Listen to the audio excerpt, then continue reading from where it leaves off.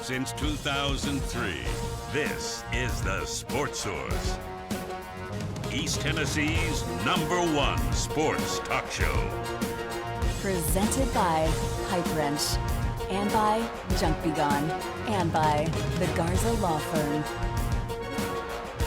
With your host, John Pennington.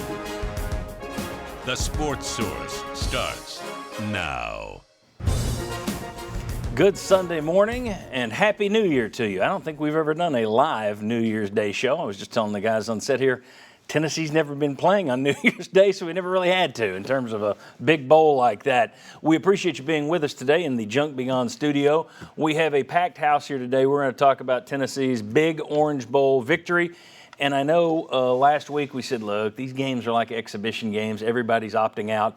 Yeah, that's before the game. Now that you won, what a big win. So we're going to talk about the big win. We're going to talk about the season that was, a lot of year-end honors and looking back. We're going to do some looking forward as well. What are some needs? What about the quarterback situation? We've got a lot to cover. Let's get right into it. First segment of our program today, brought to you by my friends at Junk Be Gone. The holidays are over.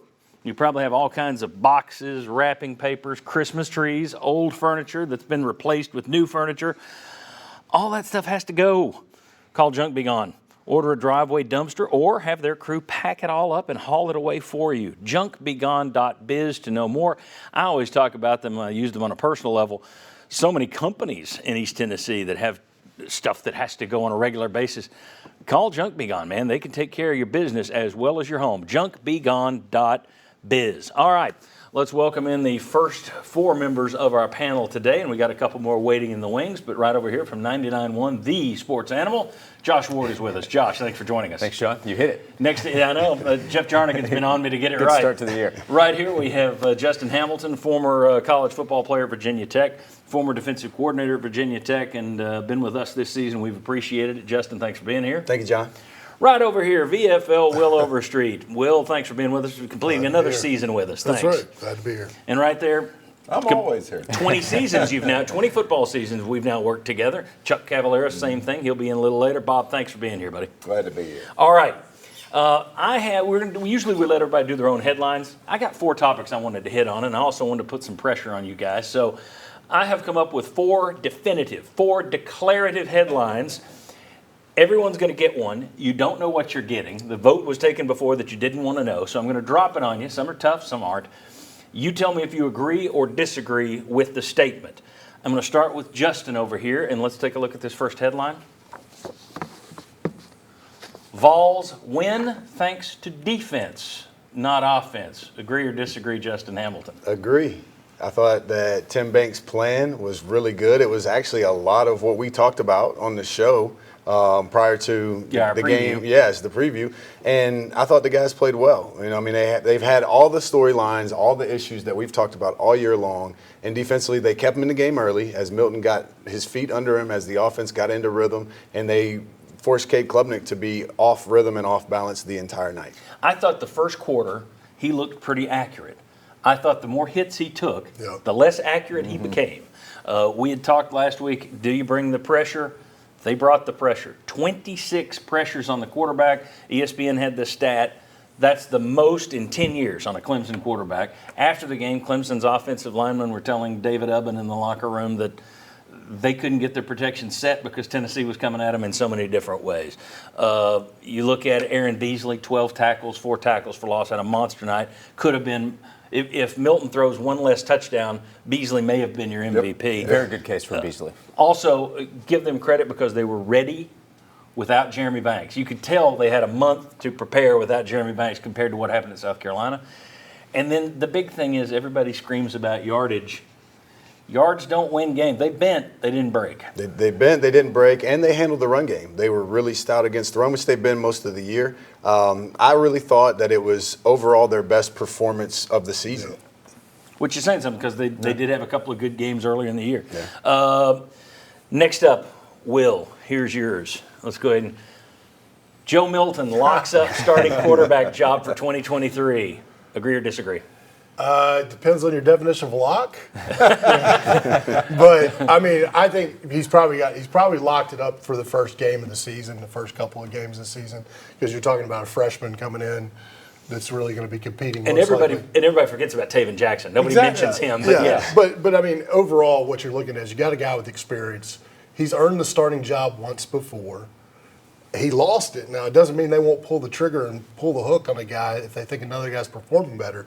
But usually, I would say with what's going into this season, you're going to start the guy you know early on, see how much he's improved over practice, give him a shot before you pull in a freshman or somebody like that you don't have as much experience with. 19 of 28, 251 yards passing, 3 touchdowns, no interceptions. Now, that was one of the things we always said was key for Hendon Hooker.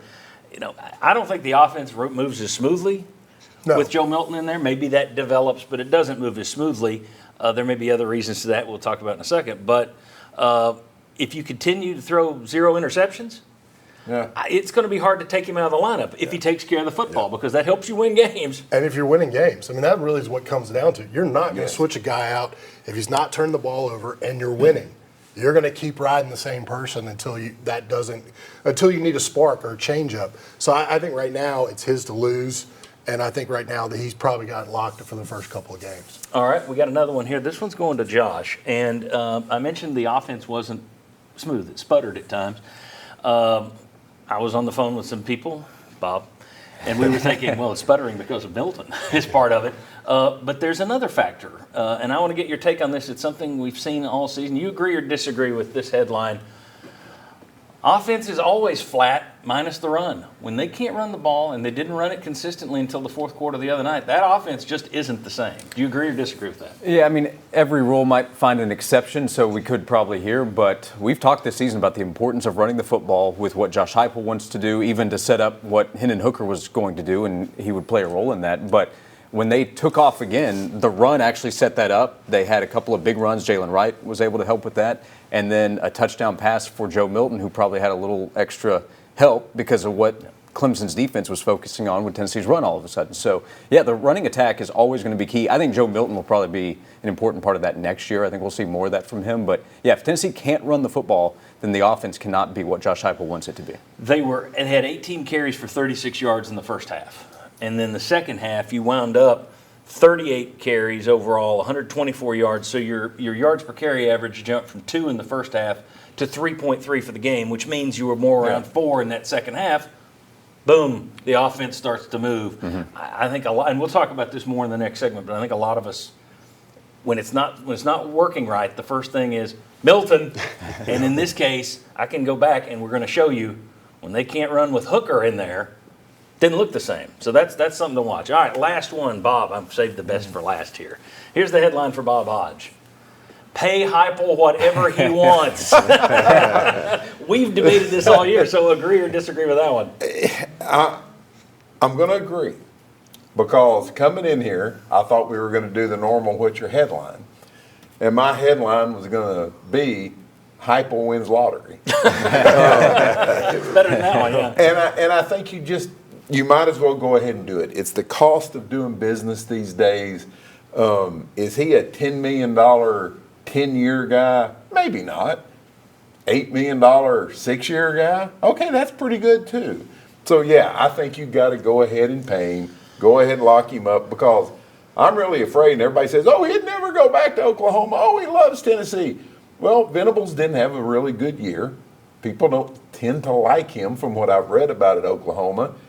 So if he has another nice season next year and Oklahoma's looking for a coach, who gets the first phone call? Lock him up. Well, go ahead and do it. I mean, not to mention who the pros going to look. I mean, pros are always looking for an offensive something advantage. They've gone after guys with a lot less success than Heupel's had.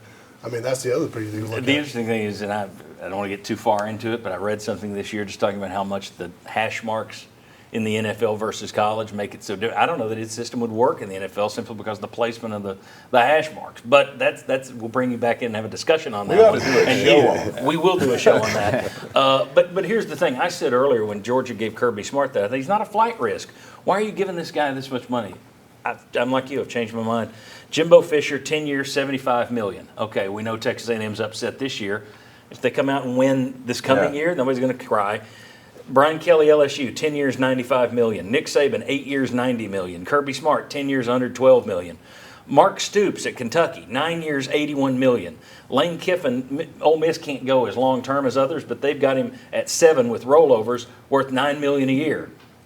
And you don't know what Lincoln Riley makes at USC, which you know has to be right there with that. Yeah, so just in your own conference, not to mention. And I changed my mind. Yeah, it's cost of doing business. Disagreeing with that back when they were ranked number 1. Yeah. But as the season went on, and as more and more of these coaches get up there, go ahead and just drive a Brinks truck up to his yard and start shoveling. Agreed. And unlike a lot of these guys, he beat LSU, Clemson, and Alabama this year. He also beat Florida, which is a rival. Beat a 9-win Pitt team, but you beat 3 of the last 4 national champions. All 3 of them had more talent on their roster than Tennessee did. Now, to me, that's the thing. You've got a guy who's got a system that can take Hisn and beat Yorn. He can take Yorn and beat Hisn, as Bum Phillips once said. That's a guy you put money into. It's the same as NFL quarterbacks. Starting NFL quarterback, if you feel like you have a guy that can win games in the NFL, you have to pay him. No matter what it looks like when you read it, you have to pay him. No different in college football with head coaches. All right, guys, very good. Man, we're right on time. That's beautiful. When we come back, we're going to be talking more about the quarterback situation. Tennessee says they are not going into the transfer portal. It is Milton, Iamaliava, and Taven Jackson, the forgotten man. We'll talk about how comfortable we feel with that. We'll talk a little bit more about the run game and do they need to run Joe Milton more? Does he like to run? Lots to discuss. Come on back on the Sports Source.